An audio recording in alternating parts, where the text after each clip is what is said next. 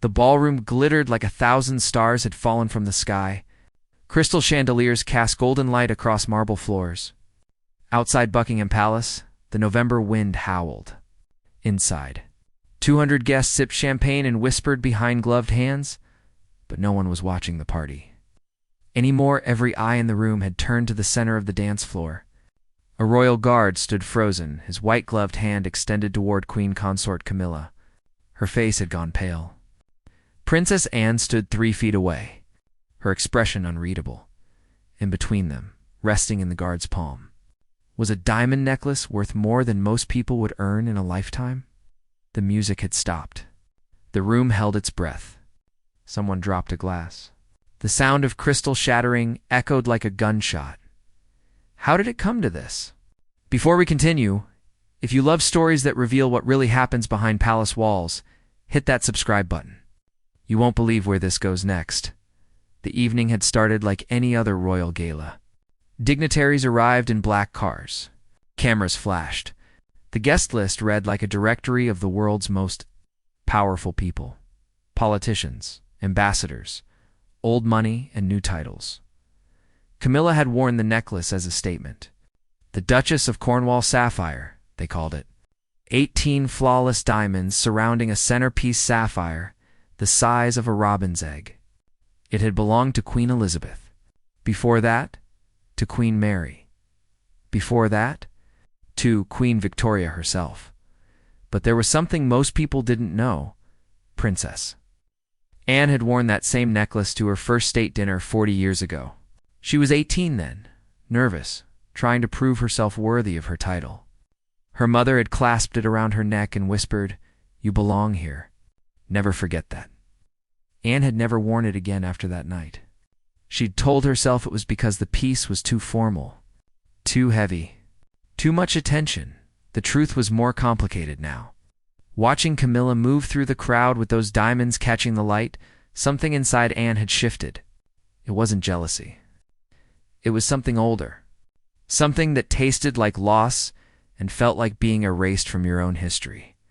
The royal guard who would change everything was named James Whitmore. 28 years old, 6 years of service, a spotless record. He stood post near the main entrance, back straight, eyes forward. Trained to see everything while appearing to see nothing, he noticed when Princess Anne's jaw tightened. He saw when her fingers curled into her palm. He'd been taught to read body language like others read books. What he didn't know was that his next decision would make headlines around the world. The confrontation started, quietly, and approached Camilla near the dessert table. Their conversation looked pleasant from a distance. 2 royals exchanging polite words. But James was close enough to see the tension. "That necklace," Anne said, her voice steady but cold, "was a gift to me from my mother." Camilla's smile never wavered. "It belongs to the crown, Anne, not to any one person. She gave it to me on a very specific occasion, and now it serves a new purpose." The words hung in the air like smoke. Anne's composure cracked, just for a moment. Her hand moved toward the necklace, not to grab it, just to touch it, to remember. That's when the clasp broke. Maybe it was already loose. Maybe Camilla had fastened it wrong. Maybe the universe decided this was the moment for everything to fall apart. The necklace slipped from Camilla's neck. Time seemed to slow. 18 diamonds and 1 priceless sapphire tumbled through empty air. James Whitmore moved without thinking. Training took over. He lunged forward, arm extended, and caught the necklace 6 inches from the ground. The room froze. He stood there. A royal guard holding jewelry worth millions, with the queen consort and the princess. Royals staring at him in stunned silence. What he did next would break every protocol ever written, James. Whitmore's mind raced through his training. Protocol said he should hand the necklace to the nearest senior royal. That would be Camilla. The room expected it. 200 pairs of eyes waited for him to do exactly that. But something stopped him. He'd seen the look on Princess Anne's face. He'd heard the tremor in her voice when she mentioned her mother. He'd spent 6 years learning to read situations, to understand what wasn't being said. And in that frozen moment, James made a choice that would cost him everything. He turned to Princess Anne and extended the necklace toward her. The gasp that went through the ballroom sounded like wind through dead trees. Camilla's face flushed red. Anne stood perfectly still, staring at the diamonds in James's palm, as if they might burn her. "Your Royal Highness," James said quietly, his voice steady, despite his hammering heart. The head of palace security, Edmund Price, was already moving through the crowd. His face had gone the color of old stone. This was a nightmare. A guard had just publicly chosen sides in a dispute between royals. There would be investigations, inquiries, someone's career would end tonight. Probably James's. Anne looked at the necklace, then at James, then at Camilla. The silence stretched so long it became painful. Guests shifted uncomfortably. Someone coughed. A woman's nervous laugh died quickly in the heavy air. "I can't," Anne finally whispered. The words barely carried, but James heard them. So did Camilla. So did the three people closest to them. "I can't take it," Anne said louder. "Not like this." She turned and walked away. Her posture remained perfect. Her head stayed high. But everyone who knew her could see the tears she was holding back. James stood there, still holding the necklace, now looking like the biggest fool in England. Edmund Price grabbed his arm hard enough to leave marks. "Outside now?" They walked through a side door into a servants' corridor. The noise of the party faded behind them. Price didn't speak until they were alone in a small security office. Then he erupted. "What were you thinking? Do you have any idea what you've just done?" James set the necklace carefully on the desk. His hands were shaking now. "I was thinking about respect, sir." "Respect." Price's laugh was bitter. "You disrespected the Queen Consort in front of half the diplomatic corps. You inserted yourself into royal family business. You broke every rule we have. Princess Anne was hurting. It's not your concern. Your job is to stand there and protect them, not to play favorites, not to make decisions about who deserves what." James knew Price was right. He also knew he'd do the same thing again. Price sat down heavily. He suddenly looked very old. "They'll want your badge. Probably tonight, I understand. Do you? Do you understand that you'll never work security again? That this will follow you everywhere? James, you had a future. You were good at this, I know." Price rubbed his face. "Why? Just tell me why." James thought about the answer. About his grandmother, who'd raised him after his parents died. About the night she'd been cheated out of her inheritance by her own brother. About how no one had stood up for her. How she'd died believing she didn't matter. "Because someone should have," he said simply. Back in the ballroom, the party struggled to continue. Camilla had composed herself quickly. She'd made a joke about clumsy jewelry clasps. She'd moved on to greet the Italian ambassador. But everyone had seen what happened. Everyone had seen where the guard chose to offer the necklace first. The gossip spread like wildfire. Phones were quietly pulled from pockets. Messages were sent. By morning, the story would be everywhere. Princess Anne stood alone on a balcony overlooking the gardens. The cold November air bit at her skin, but she didn't go inside. She was thinking about her mother, about duty and sacrifice, about all the times she'd swallowed her pain and put the crown first. A figure appeared in the doorway behind her. For a moment, she hoped it might be someone who understood. Instead, it was Lady Sarah Pemberton, an old family friend. "It's quite a scene in there," Sarah said carefully. "That guard. James, is it? They're going to destroy him for this." Anne's fingers tightened on the cold stone railing. "I didn't ask him to do that, no, but he did it anyway." Sarah moved closer. "Do you know why? It doesn't matter." "I think it does. I think it matters very much when someone risks everything to show you kindness." Anne turned to face her. "What would you have me do? March back in there and demand they keep him? Fight with Camilla over a necklace? Make an even bigger spectacle?" Sarah smiled sadly. "I'd have you be human, Anne, just for once. I'd have you stop pretending you don't feel anything." The words hit harder than expected. She turned back to the garden, blinking rapidly. Inside, James was escorted to a private room to wait. They'd taken his weapon, his radio, everything but his uniform. He sat in a chair and stared at his hands. He'd done the right thing. He was sure of that. But right things sometimes cost everything. The interrogation began at midnight. 3 senior officials sat across from James in a windowless room. The head of palace security, the royal household coordinator, and someone from what they simply called internal affairs. They made him recount the evening 17 times. Every detail. Every second. They wanted him to say he'd planned it, that he had political motivations, that someone had put him up to it, but there was no conspiracy. Just a split-second choice born from watching someone's pain. You realize the woman from Internal Affairs said, her voice sharp as a blade, that you've created an international incident. The press will say the royal family is divided.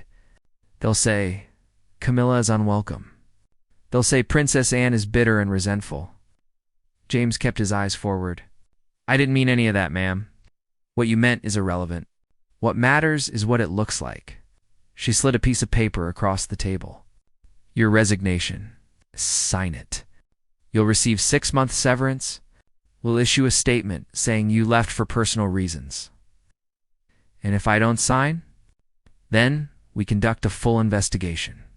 We examine every moment of your 6 years. We talk to everyone you've ever worked with. And when we're done, we'll fire you anyway. But it will take months. And every day the story stays alive. Every day the royals face more questions. It was a threat wrapped in courtesy. Sign quietly and disappear. Or refuse and watch them burn everything he'd built. James picked up the pen. His hand hovered over the paper. Then someone knocked on the door. Edmund Price opened it slightly. A young assistant whispered something urgent. Price's eyebrows rose. He turned to the panel. We have a problem, he said. Princess Anne wants to speak with the guard. The room fell silent. The woman from Internal Affairs looked like she'd swallowed glass. That's highly irregular. Nevertheless, Her Royal Highness has requested it. She's waiting in the blue room. They had no choice. You didn't tell Princess Anne no? Not when she used that particular tone that meant her mind was made up. James was escorted through empty corridors. The palace felt different at this hour. Quieter, like a museum after closing.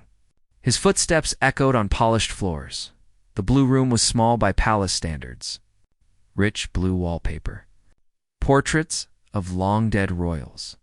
A single lamp casting warm light. Princess Anne stood by the window, still in her evening gown, looking out at nothing. The escort left them alone. Protocol would normally never allow it. But nothing about tonight was normal, Your Royal Highness, James said, standing at attention. Anne didn't turn. They're going to fire you. Yes, ma'am. Because you tried to show me kindness. James didn't respond. What could he say? Anne finally turned to face him. In the lamplight, he could see she'd been crying. Her makeup was smudged slightly at the corners. She'd wiped the tears away, but evidence remained. Why did you do it? She asked. And don't give me some rehearsed answer. I want the truth. My grandmother raised me. She was kind and gentle, and she gave me everything. When she died, her brother took her house, took her savings, took everything she'd worked for her whole life. It was legal, technically. The will had some loophole, but it wasn't right. He paused, remembering. I was 15. I watched it happen. And not one person stood up for her. Not one person said, this is wrong. They all just looked away because it was easier. Because it wasn't their problem? Anne's expression softened.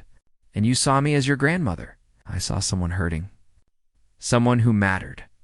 And I thought, maybe this time, someone should stand up.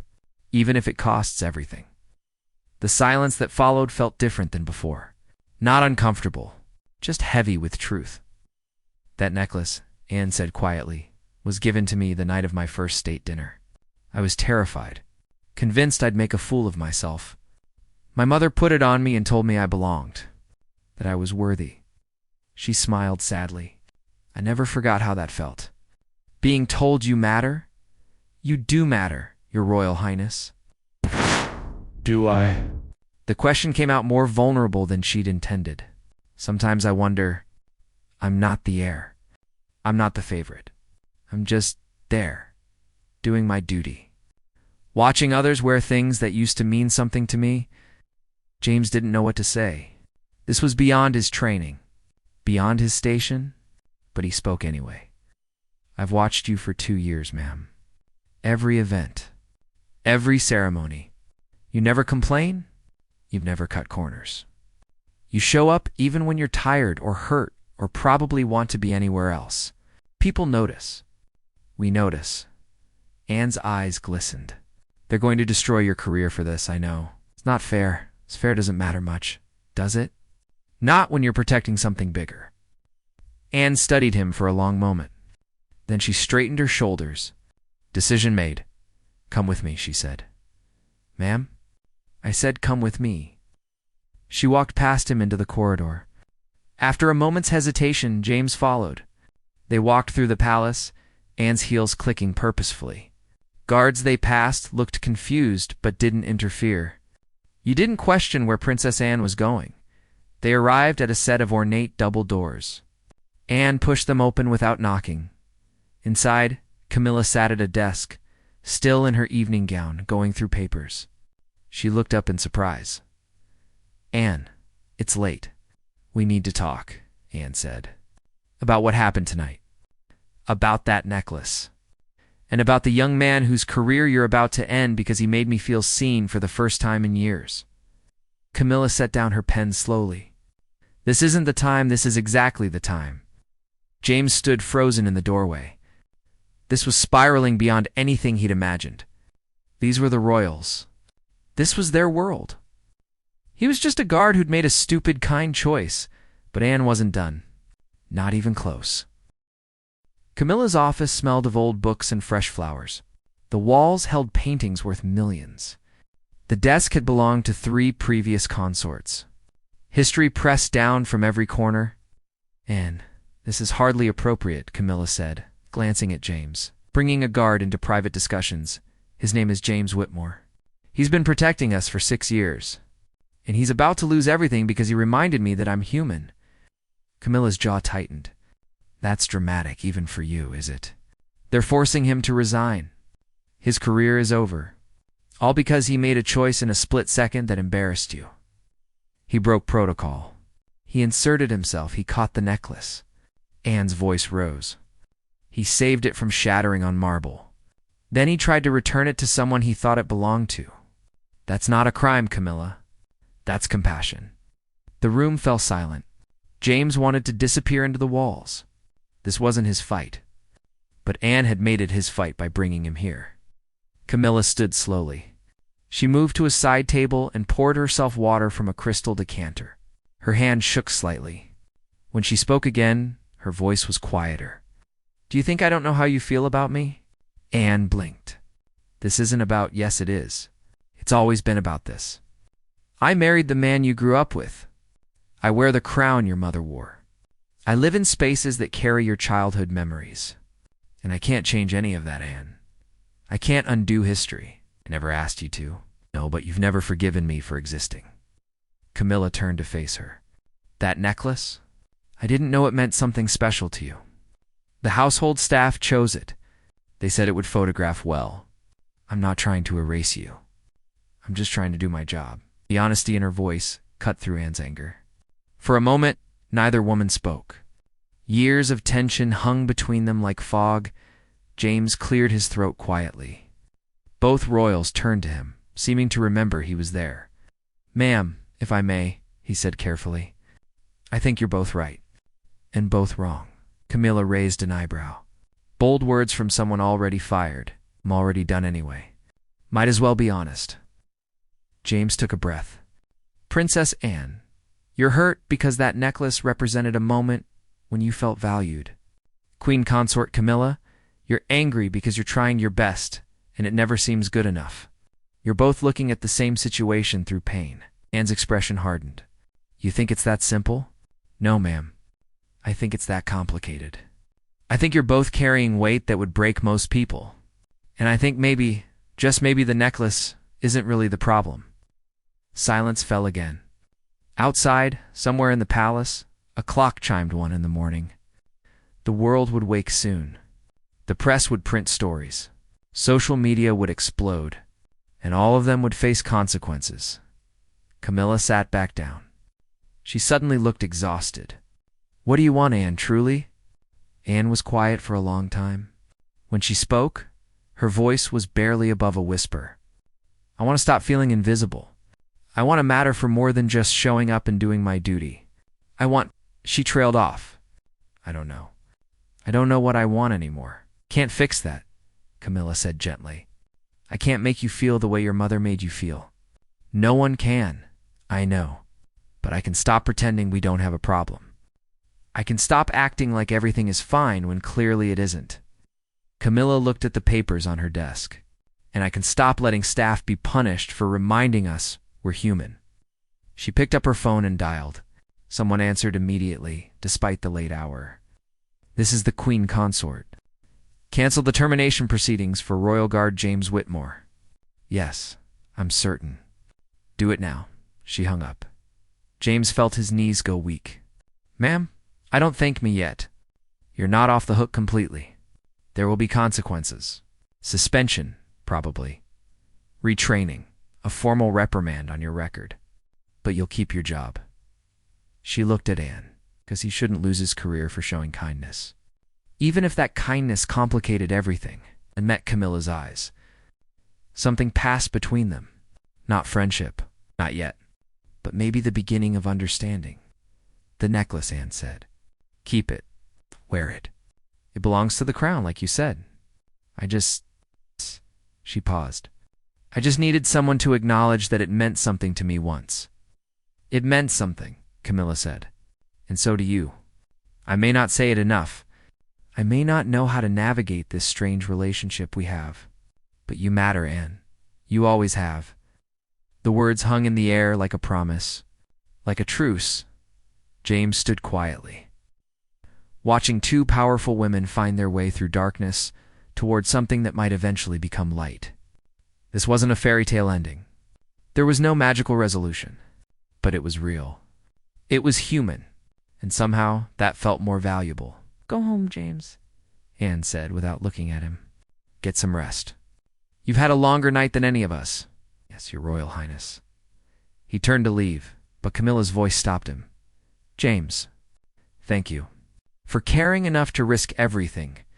The world needs more of that. Even if it makes everything more complicated." He nodded and left them there. Two royals standing in a room full of history, trying to figure out how to write a better future. The corridor outside felt colder. James walked slowly, his mind racing. He'd kept his job somehow, against all odds. But nothing would be the same. Everyone would know his name now. Everyone would have opinions about what he'd done. Edmund Price was waiting by the security office. He looked relieved and annoyed in equal measure. "You," he said, shaking his head. "You're going to give me a heart attack one day." "Sorry, sir, you're not. You'd do it again tomorrow," Price sighed. "Go home. Report back Monday.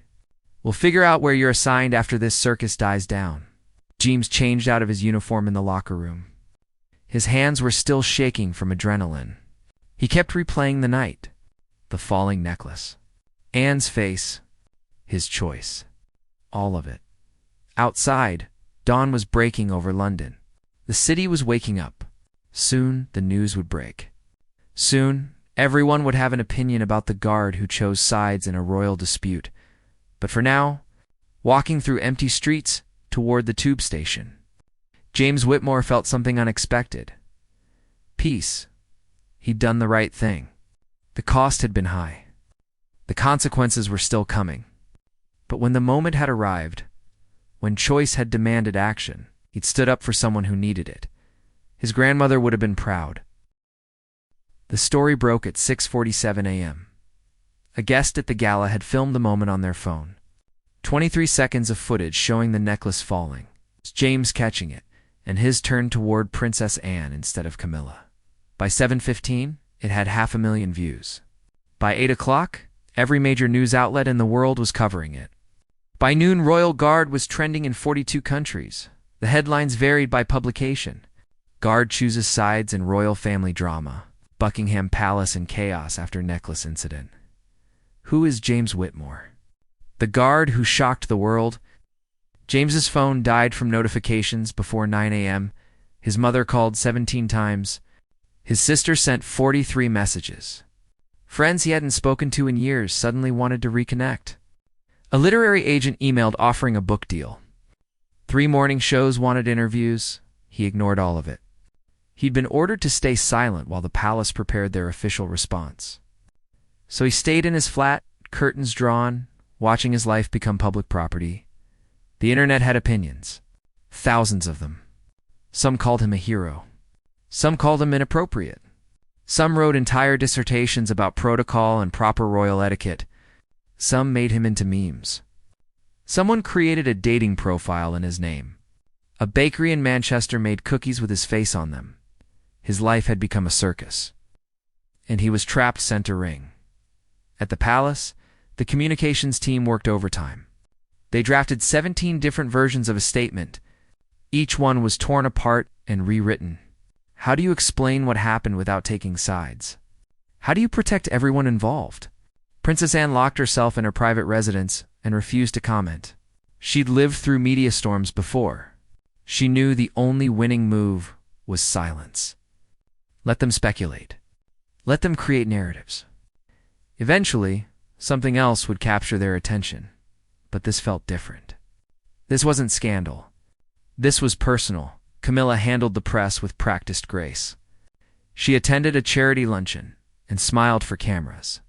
When reporters shouted questions about the necklace, she simply said, "Everyone is entitled to a clumsy moment. Even jewelry." Then she moved on to discussing literacy programs for disadvantaged children. The deflection was masterful, but it didn't stop the speculation. Behind closed doors, the palace machine worked to protect itself. Legal teams examined the footage frame by frame. HR departments updated protocols. Security briefings were held. Everyone was preparing for the next disaster, the next breach, the next moment when human emotion would collide with rigid tradition. On his 3rd day of imposed exile, James received an unexpected visitor. Someone knocked on his flat door at 2 p.m. He considered not answering, but the knocking persisted, polite but insistent. He opened the door to find Lady Sarah Pemberton standing in his hallway. Looking entirely out of place in her designer coat and pearl earrings, "Mr. Whitmore, may I come in?" He was too shocked to refuse. She entered his small flat, glanced around once without judgment, and sat in his only decent chair. "Princess Anne asked me to speak with you," Sarah said. "Unofficially, off the record. This conversation never happened." James sat on the couch. "I'm listening. She wants you to know she's sorry. For all of this, she never intended for your life to become a spectacle." Sarah crossed her legs. "She also wants you to know that she's grateful. More than words can express. But she can't say any of that publicly without making things worse. I understand. Do you? Do you understand that you've become a symbol now? People are projecting their own feelings about the royals onto you. You're not a person anymore in their eyes. You're an idea."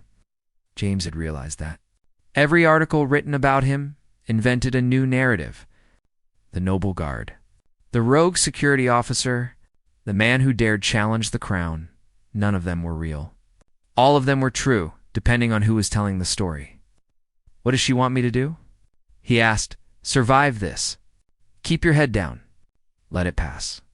Don't give interviews. Don't write a book. Don't feed the machine." Sarah leaned forward. "And know that you did something rare in this world.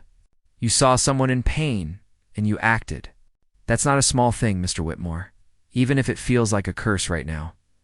She stood to leave, then paused at the door. "One more thing. The princess asked me to give you this." She handed him a small envelope. Inside was a handwritten note on royal stationery. The words were brief. "You reminded me that I'm more than a title. I won't forget." With gratitude, and Aunt James folded the note carefully. It wouldn't pay his bills or restore his anonymity, but it meant something. In a world of public performances and careful words, it meant everything. Sarah left without another word. James sat alone with the note, feeling the weight of it. The suspension lasted 2 weeks. When James finally returned to work, everything had changed. Guards who'd been friendly before now avoided him. Some out of jealousy, some out of fear that associating with him might taint their own careers. A few offered quiet support, and only when no one else was watching. He was reassigned to remote posts, gardens, side entrances, places where he'd never interact with senior royals. It was technically a punishment disguised as protection. Keep him away from situations. Keep everyone safe from his compassion. Edmund Price called him into his office on his first day back. "You're walking a tightrope," Price said bluntly. "Half the palace wants you gone. Half thinks you're some kind of folk hero. Both sides are wrong. You're just a guard who made a choice. But perception matters here more than truth. What should I do?" James asked. "Your job?" "Perfectly. Give them no reason to question you. Show up on time. Follow every rule. Be invisible. Eventually, people will forget. There'll be a new scandal, a new story, and you'll just be another guard again." It sounded like prison. A life sentence of perfect behavior to atone for one moment of imperfect humanity. But James nodded. "Yes, sir." 3 months passed. The frenzy faded. New scandals emerged. A political corruption case. A celebrity divorce. The world's attention moved on like it always did. James became a footnote, then a memory, then almost forgotten.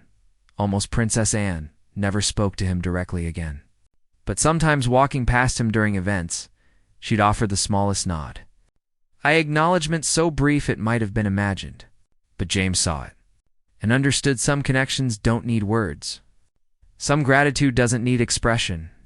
Some moments of humanity echo longer than headlines. The necklace remained in the royal collection. Camilla wore it occasionally, but never to major events. Some said she'd quietly decided to preserve its history. Some said Anne had requested it be retired. No one knew the truth. The palace kept its secrets, but James knew this. He'd seen 2 powerful women find their way toward understanding. He'd watched pain transform into communication. He'd been part of something that mattered, even if the world would never fully understand it. And on difficult days, when the isolation felt heavy and the cost seemed too high, he'd remember Anne's note. "You reminded me that I'm more than a title." Sometimes that was enough. 1 year later, James Whitmore stood in the same ballroom where everything had changed. Another gala. Different guests. Same crystal chandeliers casting the same golden light. He'd been assigned to the event as a test. Edmund Price had made that clear. "Time to see if you can handle being back in the room where it happened," he'd said. "Stay professional. Stay invisible." James had prepared himself. He knew he might see Camilla. Maybe Anne. He'd practiced his neutral expression. His perfect posture. His complete absence of opinion or emotion. What he hadn't prepared for was the tap on his shoulder 2 hours into the event. He turned to find Princess Anne standing there. Alone for a brief moment between conversations. She looked tired. A year of duty weighing on her shoulders. But her eyes were clear. "Walk with me," she said quietly. It wasn't a request. James followed her to a quieter gallery away from the main event. Portraits watched them from the walls. The noise of the party faded to a distant murmur. "I wanted to tell you something," Anne said, studying a painting of Queen Victoria. "Last month I attended a hospital opening. There was a young nurse there, barely 22, who stood up during the Q&A and challenged the health minister about funding cuts. Everyone looked horrified. She'd broken protocol. Embarrassed important people." Anne turned to face James. "And all I could think about was you. About that night. About how sometimes the right thing feels like the wrong thing to everyone watching." "What happened to her?" James asked. "She was reprimanded. But the health minister actually listened. They're reviewing the funding cuts. Because one person cared enough to speak up, even knowing the cost." And smiled slightly. "I sent her a private letter. Told her that courage matters. That being seen as difficult is sometimes the price of being honest." James felt his throat tighten. Your Royal Highness, I'm telling you this because you need to know your moment mattered. Not just to me. It rippled. It reminded people that compassion isn't weakness. That sometimes protecting someone's humanity matters more than protecting the system. I never meant to cause problems. The best revolutions never do.